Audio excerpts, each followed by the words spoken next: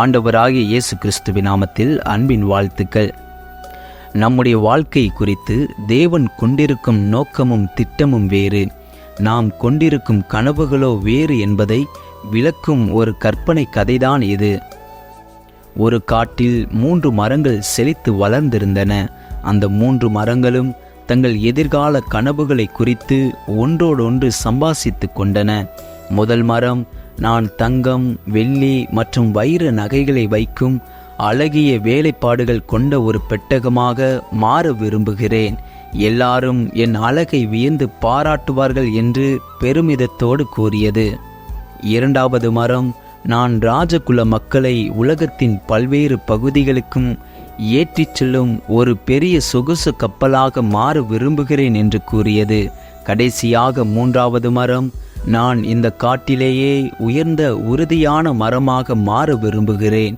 என்னை பார்ப்பவர்கள் இந்த மரம் பரலோகத்தை எட்டிவிடும் போல் இருக்கிறதே என்று கூறி என்னை புகழுவார்கள் என்றது. சில வருடங்கள் உருண்டோடியது. அந்த காட்டிற்கு ஒரு கூட்டம் மனிதர்கள் வந்தார்கள்.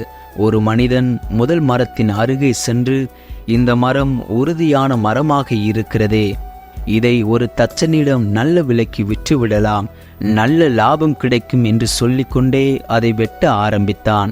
முதல் மரம் தன் கனவு நனவாக போகும் நாளை எண்ணி மகிழ்ச்சி கொண்டது.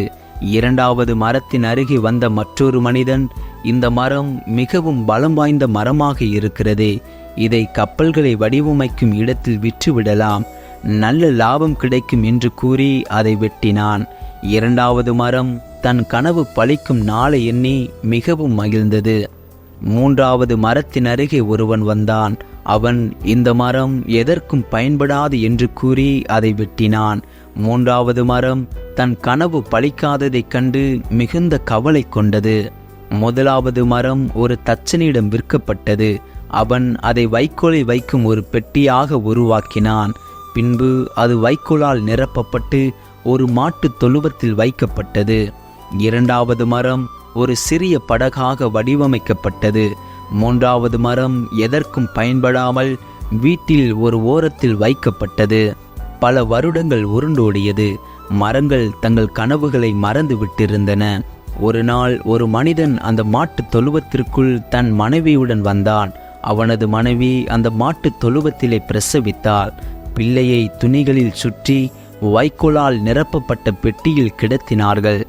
அந்த குழந்தைதான் உலகத்தை இரட்சிக்க மனிதனாய் மண்ணில் அவதரித்த அழியாத பொக்கிஷமாகிய கிறிஸ்து என்பதை அறிந்த முதல் மரம் தேவனுடைய அனாதி தீர்மானத்தை நினைத்து மிகவும் அகமகிழ்ந்தது. பின்னொரு நாள் இரண்டாம் மரத்தால் வடிவமைக்கப்பட்ட அந்த சிறிய படகில் சில மனிதர்கள் ஏறினார்கள்.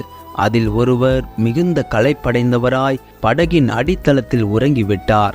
அந்த படகு நடுக்கடலை அடைந்த போது புயல் பலமாக வீசியது.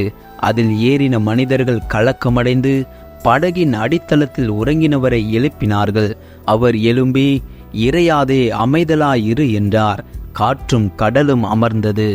அந்த மனிதர்தான் பூமியை நியாயம் தீர்க்க மண்ணில் அவதரித்த ராஜாதி ராஜாவாகிய கிறிஸ்து என்பதை உணர்ந்து மிகவும் மகிழ்ச்சி கொண்டது.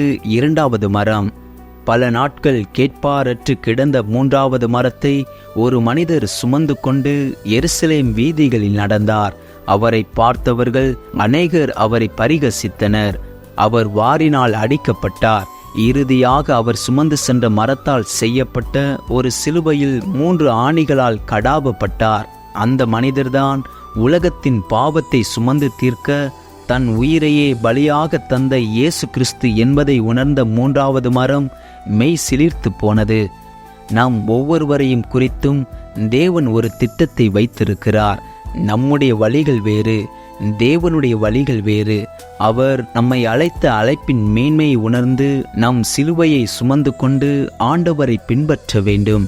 அப்பொழுதுதான் மெய்யான பரலோக சந்தோஷத்தை அனுபவிக்க முடியும். என் நினைவுகள் உங்கள் நினைவுகள் அல்ல, உங்கள் வழிகள் என் வழிகளும் அல்லவென்று கர்த்தர் சொல்லுகிறார். பூமியை பார்க்கிலும் வானங்கள் எப்படி உயர்ந்திருக்கிறதோ அப்படியே உங்கள் வழிகளை பார்க்கிலும் என் வழிகளும், உங்கள் நினைவுகளை பார்க்கிலும் என் நினைவுகளும் உயர்ந்திருக்கிறது. ஆமேன். கர்த்தர் தாமே உங்களை ஆசீர்வதிப்பாராக.